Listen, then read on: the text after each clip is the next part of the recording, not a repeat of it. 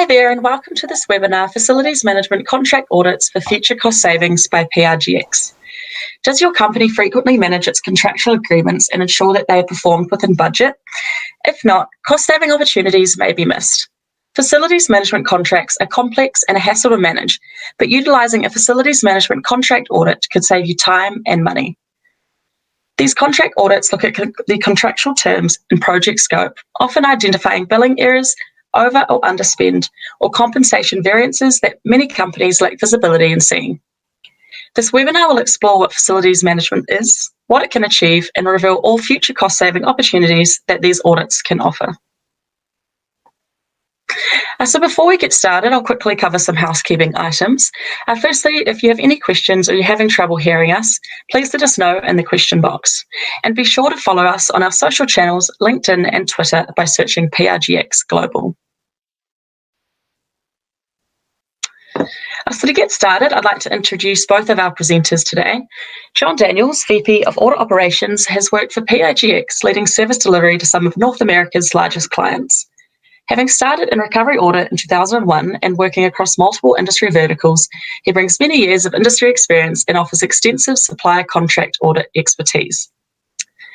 Jim Albrecht, VP of Audit Operations for PRGX, has over 20 years of recovery audit industry experience, serving a broad range of clients in retail and other industries with experience in leading goods not for resale contract compliance programs for major retailers. He's passionate about reviewing new areas to increase the value of audits performed for clients, both in cash recoveries and lessons learned. Firstly, a bit about PRGX. We're one of the world's largest and most experienced audit firms, pioneering this industry over 50 years ago. We specialise in providing firms source-to-pay efficiencies and analytics in a number of industry sectors, servicing some of the largest Fortune 500 companies across the globe. PRGX recovers around $1.2 billion in annual cash flow and analyses around $2 trillion in spend for clients in over 30 countries. We have over 17 years' experience in contract compliance review, and in 2017, we acquired Cost and Compliance Associates to solidify our offering. Our services in contract and commercial compliance ensure your contracts are thorough, effective, and that all third parties are performing and invoicing in compliance with your negotiated agreements. So today, John and Jim will be speaking to one of our offerings in contract compliance, which is facilities management. So at this time, I'll now hand over to John. Thank you, Ashley. Appreciate that. As Ashley said, we want to give you just a primer today on our work in facilities management. Facilities management contracts really can come in a variety of forms, and we want to talk a little bit about how those might appear in your environment. And then we wanted to speak to, the actual audit process in a little bit more detail, and in particular, some of the pitfalls and challenges that are faced or that can be faced in these sorts of audits, and why it's important to have an audit firm who's highly specialized and experienced in working in these spaces. And when they do, then what kinds, when you do align with a service provider that has that background, what kind of audit benefits can you expect to realize as a result of this work? There are some key success factors and I guess some cautions about pitfalls that could lie out there.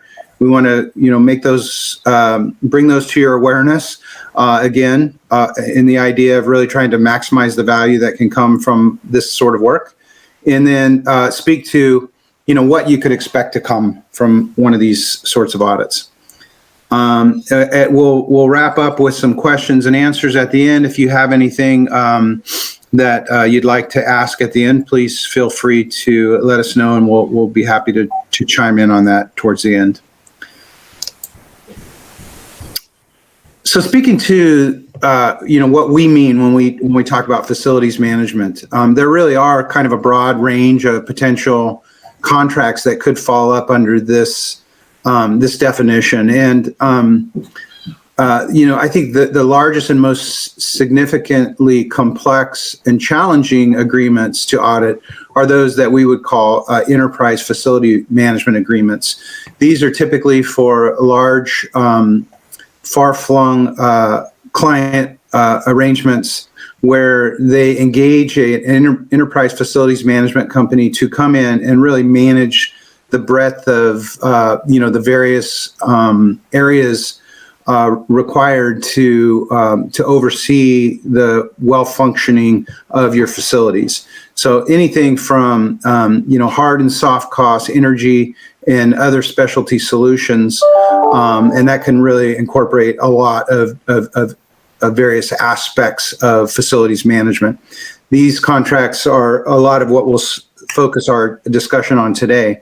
But even beyond that, we recognize that many companies also self-manage their facilities. And so there's a variety of contracts then that really kind of fall within your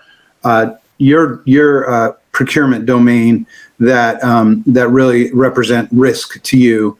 And those are the kinds of things that we can also take a focus on. Anything from maintenance, security, grounds, storefronts, cantina, anything that's involved with the the well-managed activities of your facilities. But even beyond that, facilities management can take into account lease and real estate management, remodel and new construction. All these areas are areas that companies that are experienced, such as PRGX, in executing in these areas can deliver value to your firm if you have an interest in a particular concern about the risk that you incur in these areas. So these contracts come in a variety of forms, and all can be incorporated into a review such as this. Okay.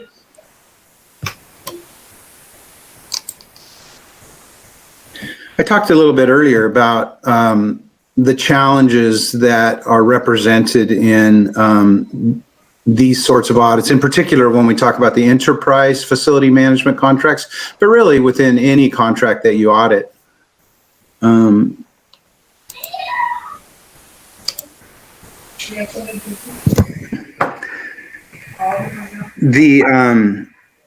The complexities that can be faced here are many, and so it's critical, I think, to ensure that you engage with an audit firm that has the kinds of experience required to successfully execute in this area.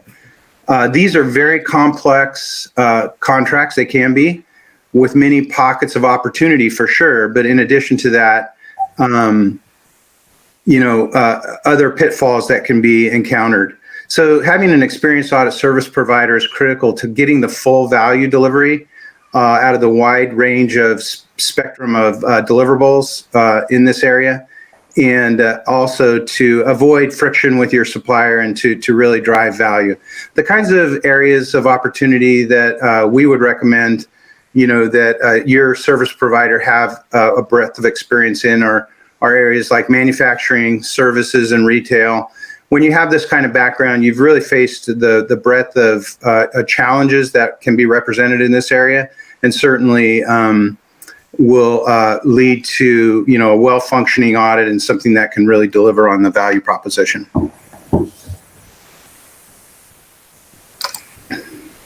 With that, I'm going to turn it over to Jim and let him take you through the benefits. Well, thanks, John. I appreciate that. And really, we want to focus on what are the key audit benefits. Historically, these types of audits may have seemed really daunting to undertake. Many times when we're doing audits, we find situations where there has not been an audit performed of historic transactions with their FM partner. So this may be a real underserved need in your organization, but it certainly is doable. First of all, why do it? Well, compliance assurance is really the first thing to look at here. We'll likely find the compliance to the agreements that you have to be probably greater than 95% and likely considerably even higher than that. These are highly complex contracts, as John said, that involve a fair amount of spend. So the review provides assurance the relationship is working as expected in a majority of the areas. But no doubt, there will be gaps identified that should be addressed. This process actually works to improve the overall relationship because these gaps and ambiguities can be addressed by both parties. Catching the issues timely is really key. In many, but not all cases, We work with clients that have the added complexity of working in multiple regions of the world, which brings local customs, regulations, FX currency issues, just to name a few.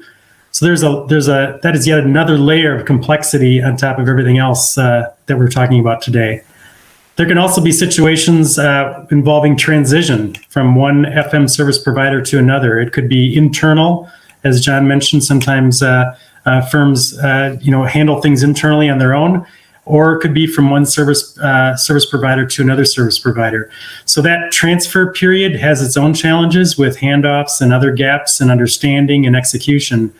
The new partner may find may fix some issues, but you'll find that they, probably will create other issues that you didn't anticipate as they work through the transition. Secondly, it's critical to have transparency in your FM spend. Are you getting what you expected from your FM partner? Do you feel like you have adequate visibility into these costs? Your management team may not even have an on-site presence. Are the costs in line with the budget? Was the budget correct to begin with? We're not saying your FM partner is being untrustworthy. What we're saying is this needs to be reviewed to be certain. Most errors identified are unintentional, and they're just human errors. At times we conduct an audit and issues are raised and corrected, and the FM partner is awarded a contract renewal, in part because of how they fared in the audit and really how they responded to the need for changes. Because usually as we go through an audit, there are issues that are identified where changes and adjustments need to be made. And so an FM partner that is a good partner is somebody that will be willing to make those changes and improve on the results. Really, there's various types of issues that can be identified. So there can be a gain share agreement that involves getting the year one baseline budget correct. Setting the baseline too high or too low can prove to be problematic. In an agreement like this, the budget is set and there can be savings targets for future years. So with the baseline budget, it is vitally important to get all expected services fully covered in order to be able to judge future years against that first year, against that baseline year. Savings that are achieved above and beyond expectations can be shared between the partners in that gain share agreement. Savings need to be savings, and an audit can help to determine that that is the case. Improperly setting the baseline budget can lead to cost overruns, change orders, and other disappointments. And really, that's from both parties. Both parties would be disappointed by that. Transparency can be projected by your audit partner, but only if they have the people to make it happen. Having seasoned professionals that have done this type of work many times is really vital to the understanding how important your FM partner and their subcontractors are to your business. Everyone is needed to keep the lights on. There are multiple layers of managers, contractors, subcontractors that all need to function at a high level. Careful examination, along with an experienced eye, lead to identifying real issues and eliminating false positives and wasted efforts. A full understanding of issues identified and how they relate to various locations, currencies, and error types are critical to clearly communicating to both the supplier and to our client. Making complicated situations understandable is important in achieving the most from the FM audit. And I can think of a couple other examples. What about the tracking of preventive maintenance or PM schedules? Were the service calls completed timely and completely?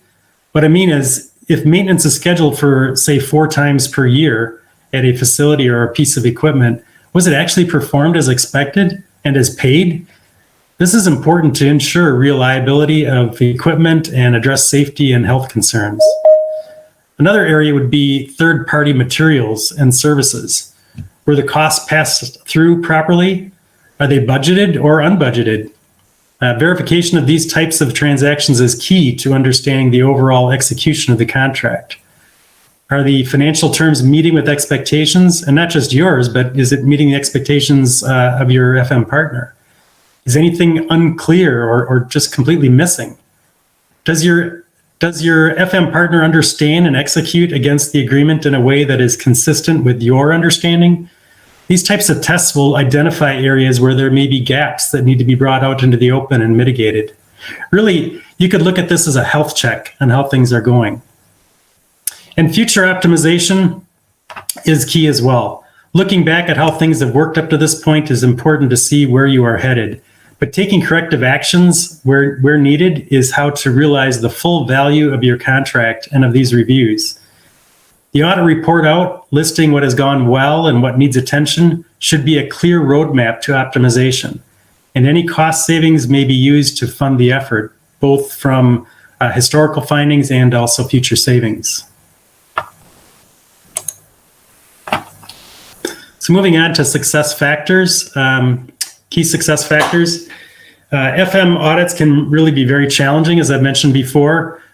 With decentralization and complex operations, it's critical to have an experienced audit partner that is knowledgeable in how to anticipate and proactively manage sensitive suppliers and operators.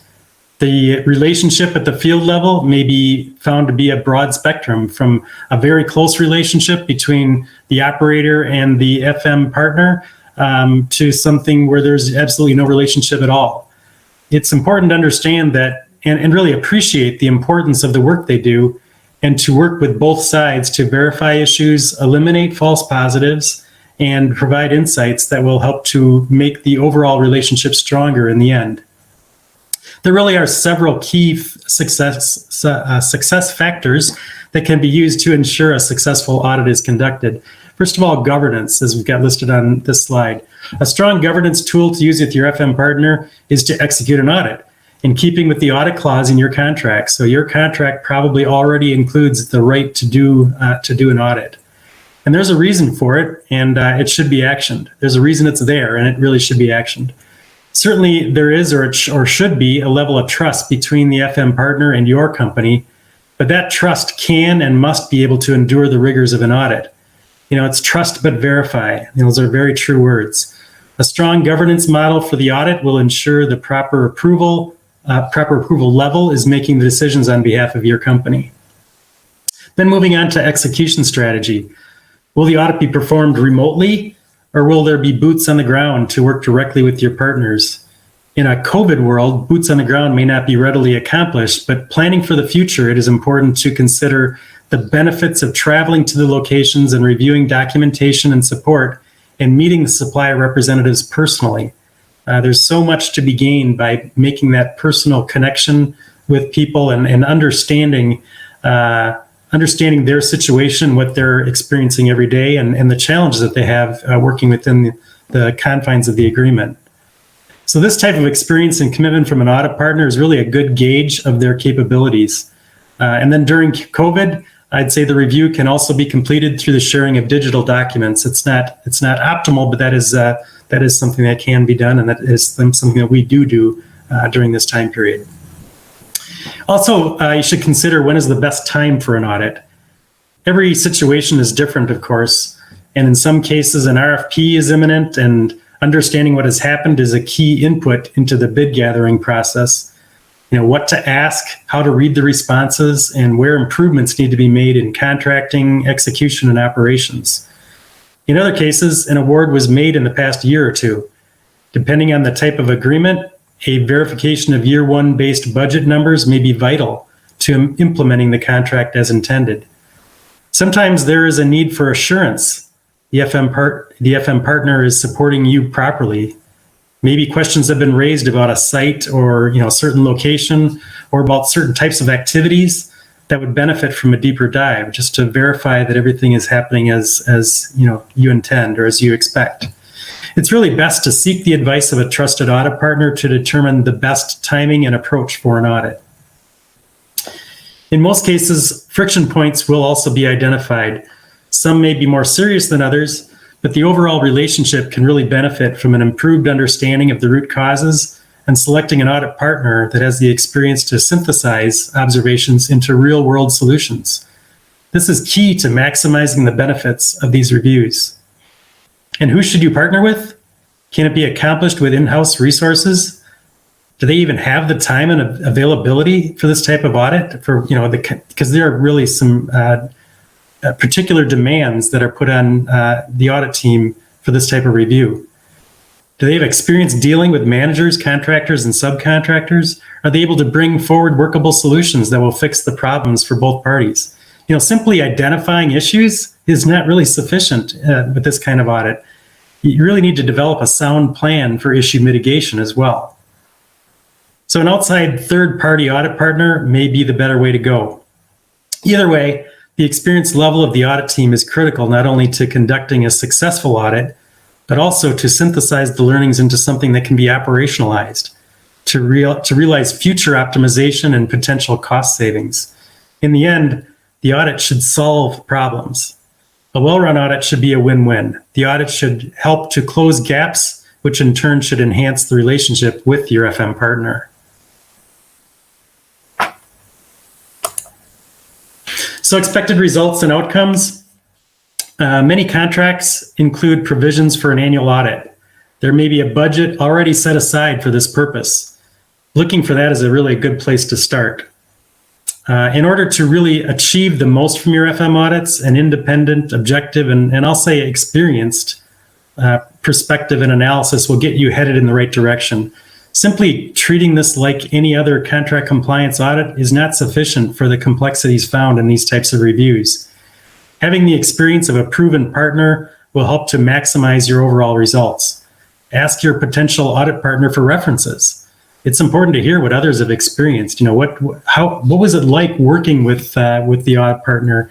It's really good to not just get the perspective of a presentation, such as this, but also hearing, from the other side of the desk. What was your experience in working with the audit partner, and make sure that it's they've had a positive experience and something that you can ask questions about and really get a good understanding of what to expect. Findings should also be fact-based and not based on history or based on emotions, but rather comparing the activities to the contract to determine if an exception has occurred. But then taking it a step further, you should really analyze the situation. Is the contract language reasonable? Did it foresee the type of situation that has been encountered? Is there some shared responsibility? Is the contract just flat out ambiguous, just doesn't cover it? Can you see how your FM partner interpreted the contract the way they did? Are there ways this can be avoided in the future with a change in contract language or an operational adjustment? There really are many questions searching for answers. Significant issues should be researched thoroughly to determine not only the root cause of the issue, but what could have happened or what been in place to avoid the error in the first place. This involves a seasoned audit team to analyze the gaps and determine the cause and proven solution that has worked elsewhere. All of this should be viewed through the lens of a solution that is cost effective. What is both an affordable solution and what is workable within your environment? Because solutions that are not actionable are not really solutions at all. An experienced audit partner will bring forward solutions that can be discussed and thought through collaboratively and then finally actioned. That's really the key, is not just finding what has gone wrong and pointing fingers, but let's get to the point where we can actually fix the problem and avoid that gap going into the future. In many cases, the audits can also be self-funding due to the complexity of the contracts and the relationships and everything else mentioned previously today. A purely contingent approach to these audits is usually not advisable. You want an audit partner that can take the time to view the issues identified and make solid recommendations and help you implement if necessary. Choosing the right firm means choosing someone who is knowledgeable, experienced, and trustworthy. In the end, you're probably looking to repair whatever is not working properly so that the ongoing relationship is healthy and working well. Facilities should just be there when you need them, right? They should not be a distraction for your business. FM partners are there to help you achieve that. And FM audits are meant to give you the peace of mind you are getting what you pay for. So that's our coverage of the facility management audits. In terms of next steps, you can certainly reach out to us and ask for further information. Ashley, I'll turn it over to you for any kind of Q&A questions that have come in during the session. Thanks, Jim. So just adding to that, you can also view and download the attachments on the webinar for more information as well. So now moving on to the Q&A, we've had a few great questions from our audience come through today. So the first is, can you explain why a facilities management contract compliance audit can improve the transparency to the client? I can take that one, Ashley. Yeah, I think transparency, obviously, as we've mentioned a couple times on the call today, is a real key, I guess, benefit of these sorts of audits. These contracts can be opaque, difficult to understand due to their complexity and their far-flung reaches, obviously massive spend. And so, by bringing in an experienced third-party service provider who understands really how these contracting mechanisms work, it really enables this sort of independent third-party review, based around seeking the facts and understanding, and really by surfacing those gaps and concerns, issues, breakdowns, opportunities. They come in, these observations come in all different forms, but by bringing those to light and making you aware of them, certainly it presents you with opportunities to enhance the relationship going forward, improve processes, tighten contract language, get alignment around, billing matters, whatever the case may be. That deep dive into the supplier provided data and documentation, into the supplier side of the billing equation, really enables, kind of a new clarity to come forward that you're not able to achieve without doing, this sort of fact-based investigation. And through that process, certainly, it's going to set you on a new path with your supplier, one which is informed by, certainly a much heightened sense of transparency on your part and understanding and learnings. Yeah, I would just add to that, John. And I've talked about the experience level of the audit firm or your audit partner is really important. And I think, leveraging that experience to find what are the best practices with the experience that our team has. They've seen a lot of different situations and can bring that knowledge and that background to the table to really help with that discussion and come up with what are the best ways to mitigate this situation or to resolve the situation with the FM partner, or to resolve the issue contractually or operationally. What have they seen elsewhere? What have they seen that's worked? And then bringing that forward, so you've got another perspective that really has a broad range of experience that can really help out. I think that's important to mention as well. Thanks both. So our second question that has come through, I noticed you mentioned that these audits can often be self-funding. Can you please explain? Yeah, I can take the lead on that one. Certainly the primary objective and the real value driver to these audits, as we've mentioned here, is that transparency and the learnings, which are going to lead to an improved understanding, gap mitigation, and a higher level performance in your interaction with your supplier. However, because of the complexity involved with billing, it is certainly one of the objectives also is to identify gaps and potential overbillings, overpayments that may have occurred during the historical audit period. And certainly those will be quantified and developed into areas of potential recovery. Certainly these are, byproducts of the central objective, but when acted upon and when pursued through to recovery, they can often meet or exceed the cost of executing the audit. Thanks, John.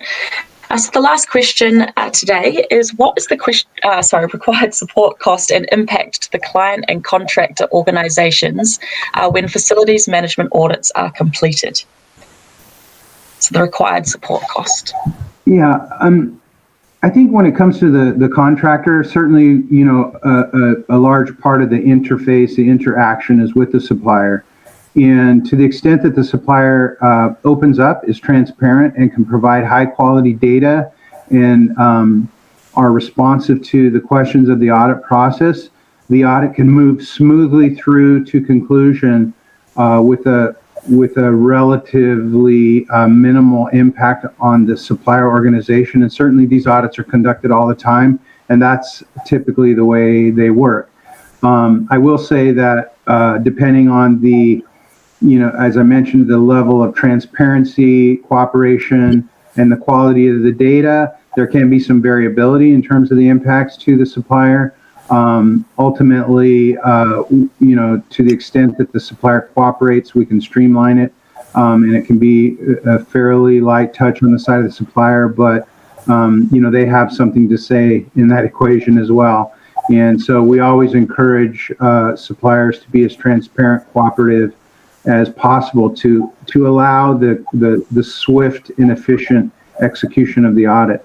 On the client side, there are definitely a few key phases of the audit where the client, it's important for the client to engage and support the effort. Obviously on the launch, the pre-launch and the launch of the audit, helping us to understand the historical relationship, obviously gathering the necessary documentation and data on the client side is important to set a baseline understanding. Once we can launch the audit and we ask for assistance from the client to do that, we can operate very independently and only really just periodically meeting to update you on status and how things are going, and occasionally asking for some minor support, but it certainly is not anything that would be a heavy lift on the client side at that point. Where we will come back to and involve the client more is on the back end of audits, when we begun to identify issues and really develop those to a point where we can review those with you and get your take on them. As I mentioned a couple times, really this is a fact-based exercise, and so we want to make sure that we have the input of all parties, not just the supplier and obviously our own perspective, but the input of the client as well. And when we work in a good collaborative way with all three of those parties, we find that the quality of the findings identified through the audit process are of utmost quality and really drive the maximum amount of value. So on that back end, we definitely want to engage the required folks on the client side. And then, as I mentioned, if there are identified recovery opportunities that we certainly would involve the client through the process of resolving and collecting any historical recoveries necessary, or that where an opportunity exists, and relying on your leverage and your ability to bring the supplier to the table and be cooperative in terms of resolving and remitting any of those historical funds that may be due back to you. So certainly a few key points on the client side, particularly on the back end, but again, our goal is to work in as efficient manner as possible, minimize the input of all parties to execute the most efficient audit possible. And I would say too that when we get into global agreements where there's facilities on all continents, you can run into a lot of variability in terms of what data is maintained or how data is maintained, and so that can also be a little challenging sometimes for the FM partner to provide. It's not impossible, but it does make it a little bit more of a ask to get that kind of information. And so, and the same thing too, to get with the different partners with our client that are located in the far reaches of the globe, that can also add to the time and the effort that goes into supporting these audits. But it's certainly doable. We've done these many times, and we can help guide people through that process to make sure that it's doesn't take a lot of their time, but it is valuable. It's a good investment of time, and they'll reap the rewards of that, coming out of this. Great. Yes. So we had a final question come through. What are the timeframes of a facilities management audit? So it really depends a lot on what the scope of the review would be, if and the geographies involved. So they can take anywhere from a few months to the better part of a year, to 6 to 8 months. Can be the case. So it really depends on the scope of what it is that needs to be reviewed. And that's something you can certainly work with your audit partner to, like as I said earlier, to really plan out the audit itself, and to also figure out when is the best timing for that. If you've got an annual contract where there's budgets set every year, if that's done on a calendar year basis, you may want to do that in connection with that process. You may want to do it prior to an RFP situation as well. So in terms of timing in general, it's probably good to talk to your audit partner about what's the best way to do that. But in terms of from start to finish, it usually is a matter of a number of months, depending on the number of facilities that we're working with and their locations. Any other questions? No, that's all. So that brings our webinar to a close today. So a big thank you to John and Jim for giving our audience insights into facilities management contract audits. And a big thank you to everyone who has tuned in. This recording will be added to the PRGX website, along with our library of other on-demand webinars. And again, you can also view and download the attachments on this webinar for more information. I would also encourage you to provide a rating and any feedback in the box provided below the video. And if you'd like to know more about the solution or speak with a PRGX expert, please visit prgx.com or get in touch with us at marketing@prgx.com. And we thank you again for joining us today.